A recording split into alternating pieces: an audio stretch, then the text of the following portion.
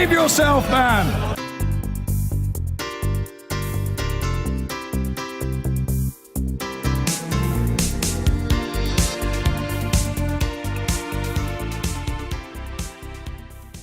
Ooh, evening all. Welcome to This Week, the programme the BBC invented to make Top Gear look like documentary. And you join us pondering, as we often do at this time of night since we have nothing else to do, whether our constitutional conventions are really fit for purpose. The government thinks not, after the Lords came leaping to the defence of low-paid strivers this week. Call Me Dave drove a stake through the heart of irony by tasking an unelected hereditary peer with the job of stopping such a democratic outrage from ever happening again. Critics claim uppity peers breached the so-called Sainsbury Convention. I bet most of them, though, shop at Waitrose. Oh, sorry, Salisbury Conventions, obviously named after the cathedral. The doctrine that the upper house should never stand in the way of a government measure if it was included in a manifestable, which in this case is debatable. So, we propose a new rule. Henceforth, no government shall claim a democratic mandate for any policy if, in the election campaign, it repeatedly refuses to answer any questions as to the likelihood of the implementation of said policy. In the process, reducing a seasoned political journalist who conducted numerous such fruitless interviews on that very subject to a gibbering, seething ball of political frustration. Let's call it the Andrew Neil Convention, just for argument's sake. It's got a nice constitutional ring to it. Speaking of getting absolutely nowhere, I'm joined on the sofa tonight by two obscure parliamentary devices that no one understands. Think of them as the fatal motion and the fatal attraction of late-night political chat. I speak, of course, of hashtag Barking Madge. See what we did there? Barking Madge. Margaret Lady Hodge. And hashtag Sad Man on a Train, Michael Lord of the Choo Choo Portillo. Welcome to you both. Big moment of the week, obviously, the defeat of the government in the Lords. We're going to talk a lot about that. Sure. Other than that, what was your moment? The Saudi ambassador to the United Kingdom talked about an alarming change in our relationship with Saudi Arabia. I would have thought that many people might think that there was an alarming lack of change in our relationship with Saudi Arabia. There have in recent years been some hundreds of beheadings by sword in Saudi Arabia. It has a pretty dreadful human rights record. You might say that's an internal matter.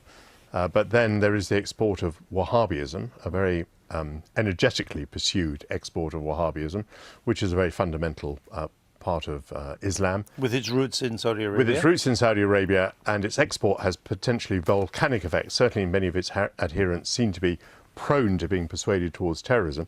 So I think many people might be quite surprised that there has not been a change of attitude towards Saudi Arabia, given its human rights record and also the sort of threat that it poses to other countries in the globe.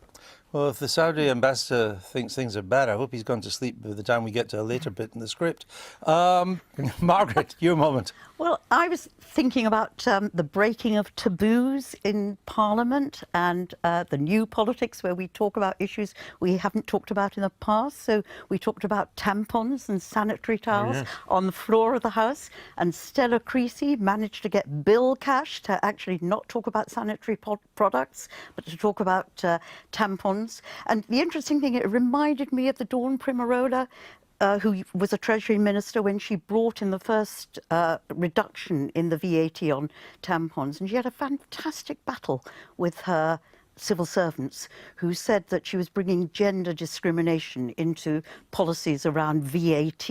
And she said, well, if you can find something that is an essential product for men, I'll look at whether we should reduce VAT on that. So they came back and said they'd found circumcision knives as being subject to VAT at 20%. So I know that's a bit jokey, but the serious point is that in the new politics, we ought to have openness and real willingness to talk about things that matter to ordinary people, and tampons and sanitary towels do matter a lot to women a lot of the time. Well, tampons are subject to VAT and male razors are not, is that right? Something like that. No, male razors are as well, and there may be an argument about whether a razor... We're getting too much detail here. No, but it's around that area. But actually, men can grow beards. It's just this week. I know, not on this programme. No, enough. That's not one moment, it's a whole book. Now, how many times can you refuse to answer a question? 6, it seems, if you're the Prime Minister, and the answer involves guaranteeing nobody on tax credits will end up being worse off. But what if making people worse off now makes them better off in the long term? The government has, for obvious reasons, been somewhat reluctant to put that argument in such stark terms. But maybe the whole point is about changing people's expectations and behaviour. One fearless, some may say crazy woman, is prepared to make the case. Strap yourself in. Here's journalist Julia Hartley Brewer with her take of the week.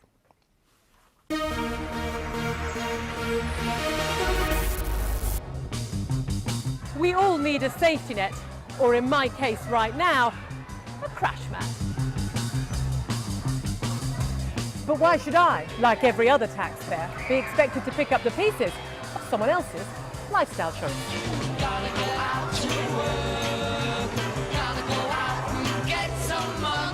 The attacks on George Osborne's plans for tax credit cuts have now reached fever pitch, but delivery has now been pushed back after a rogue vote in the House of Lords earlier this week.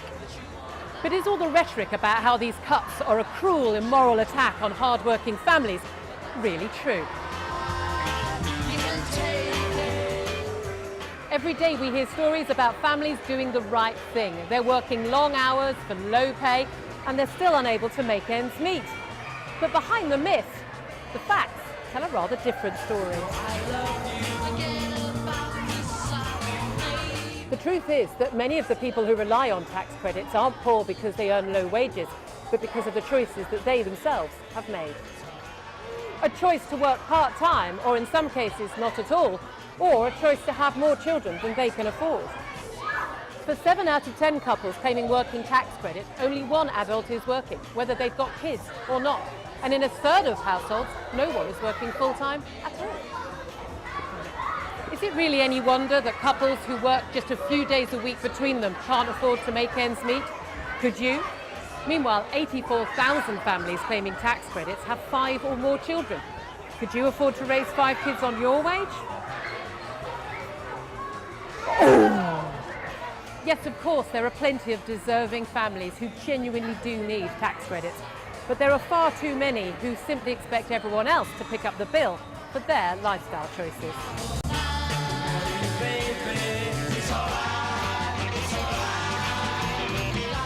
Tax credits were supposed to get people back into work. Instead, they've become an alternative to getting a job. They were supposed to be a safety net, not a tangled web. A hand up, not a handout. Thanks.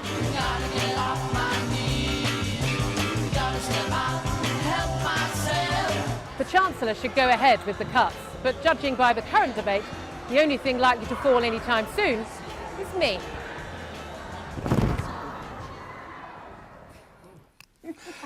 From oxygen-free jumping in Acton, where else, to our own little compression chamber. Julia Hartley Brewer joins us now. Welcome. Michael, do you agree that many of the people who rely on tax credits are only poor because they've made decisions to work part-time, or they've had too many kids that they can't afford? I don't think I know enough about it to make that judgment. But of course, one of the decisions that people clearly make is how many children they're going to have. And one of the reasons that tax credits exist is that employers pay wages according to what they think the labour is worth, not according to how many children they think their employee has got. And the state does undoubtedly step in to make up the difference between what the employee thinks the labour is worth and the costs of the number of the children that the person may have. You're shaking your head. I'm shaking my head because I think people have forgotten why we brought in tax credits. Now, I think it's hugely cumbersome, it's very expensive, it's open to fraud and abuse, fraud and error.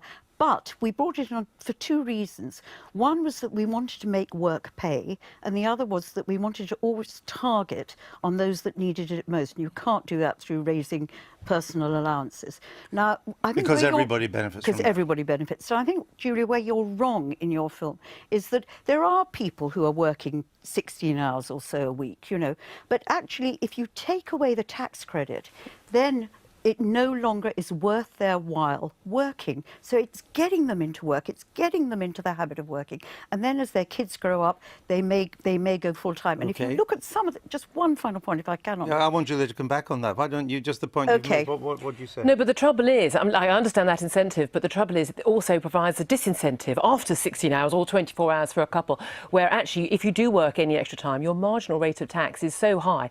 What's the point of going out to work for those extra hours when you can get the money for free from the taxpayer? It's not worth the while for the person in that situation, but it is worth the while for the taxpayer who's paying it otherwise. But Julia, I can mount exactly the same argument with you and say that if you take it away, what will happen, and this is a couple of the think tanks have come out with these figures this week, your marginal rate of taxation for going in and doing 10 hours worth a week goes up. Yeah. It's 93%. No, of course. So every single parent so doesn't it make it worse? Look, I think there's problems with the changes as they were done. I don't think it's beyond the wit of man or even the Chancellor of the Exchequer to come up with a way of making changes. But you have to have a situation where there is an incentive for both people to work. It's understandable for single parents that they may need to work part-time when their children are very young, although not part-time throughout their child's childhood, because most parents do actually work full-time. 7 out of 10 claimants of working tax credit have only one adult in work, because the second adult is viewed, like the child, as a dependent.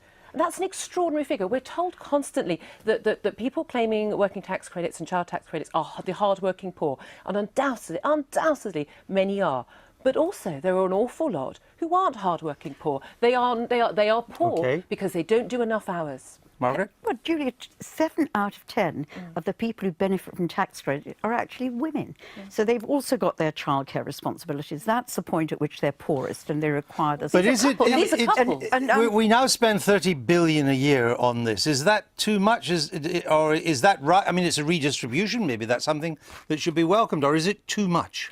Well, I think it is a very cumbersome tax. It is a credit.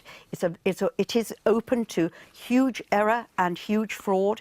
I would like us to get round the table. Really, it's one of those issues where you've got to get round the table. We all want work to pay, make work pay. Get round the table and sort it out. I don't think it's as easy as you say you think it is. You know, the Chancellor can sort it out. I don't think that's the case. I mean, it slightly reminds me of the debate in the 60s and 70s where the Tories felt that they could not reverse the Labour ratchet.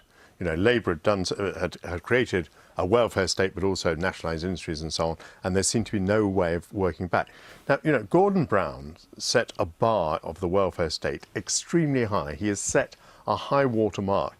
And it seems that the argument is that wherever the previous Labour government has set the high water mark, the Tory government is not allowed to reduce the water level in the next period of government. Well, they've taken away a lot of tax credits from the better off because it was going right up the income scale. That bit has changed. Up to £50,000. But as you say, 30 billion. But it's still 30 billion. But here's the issue.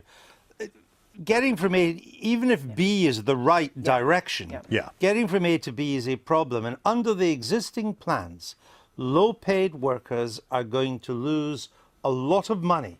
May not seem so much to people on big salaries, but if you're only on 15,000 a year or 12,000 a year and you lose 1,500, that's a lot of money. But you can incentivise people by not making the second adult, usually the woman, often even when they have no children, as a dependent, and basically have them entitled to working tax credits in their own right, which will also incentivise them to work. I know people who work in job centres who've told me quite specifically that it is quite routine that people on tax credits will come in and say, I work 16 hours a week or 24 hours a week, I've been offered a full-time job or lots of extra hours by my employer, is it worth my while doing it? When they point out to them that actually for them it isn't worth their while, they won't be having a single extra penny in return for working those extra hours, they turn the work down. Now that is an insane state of affairs. But let me just say, Andrew, you've been talking about the proposals. Of course, the proposals are now dead. We're going to get something else in the autumn statement. Are we, or are we just going to get a tweak? Well, I think we'll get quite a big tweak. But the point I wanted to make was, it seemed to me, it seemed at first very clever that the Labour and Liberal Democrat peers had got together and voted down the order and therefore made a bit of a monkey of the Chancellor of the Exchequer. In fact, it would have been much cleverer to let the order go through. Because at the moment, all the argument is about people making theoretical losses. Nobody's made any loss at all yet. It may be that the Chancellor will make changes that will either mean that no one will make a loss, or that many fewer people will make a loss, or that people will make less of a loss. What would have been clever of the opposition peers would have been to saddle the Chancellor of the Exchequer with his original proposals, because I do believe that it would have become very uncomfortable politically if, in fact, 3 million people had lost £1,000 a year. Has Brand Osborne been hurt by this? Oh, undoubtedly. We're back with the pasty tax and the caravan tax, aren't we? That he's not seeming so sure-footed as he has. He's often been seen, isn't he, as a great political operator, not just... People keep on saying that, but we remember the 2012 Omni shambles, and now we've got this. We have, and I do think that an awful lot of the outcry about this, well, partly it's down to the fact there are over 3 million people affected, and that's 3 million voters, but also the fact that I think that most people who debate this don't understand that so many of the people who claim working tax credits and child tax credits are not what most people consider to be the hard-working poor. The people who are paying for those tax credits, the 30 billion quid, they're the hard-working people. They're the people who mum and dad, with young children or without, who go out to work and work full-time. Hang on a minute, Julie. That's the reality. Hang on. I mean, there are two things. First of all, the 3 million, the reason the Chancellor should be worried, and I actually agree with Michael, I think politically it would have been terrible for the families, but politically it might have been more sensible to let that pain be there, because it's a lot of them are in Conservative marginal seats. So, you know, if Labour gets its act together, we might win them back. But these aren't, even if you get the tax credit, I mean, I have 10,000 families in my constituency who will be affected by the changes in the tax credit. And you could have done it in a more sensible way. You could have just said new applicants. Right? I'm not in charge. Well, he could have done it. But you said it doesn't involve hard-working... just to finish up on this point, I mean, it does involve some hard-working families. Of course it does. Because those who... No, Julia said that it involves some. But you would say most of the hard-working were the ones paying the 30 billion. No, but I'm just saying that a lot of the people who are very upset about these tax credit change are not actually aware of the fact that a lot of the people we are referring to with this little phrase hard-working families are between them as a couple working 3 days a week out of 10.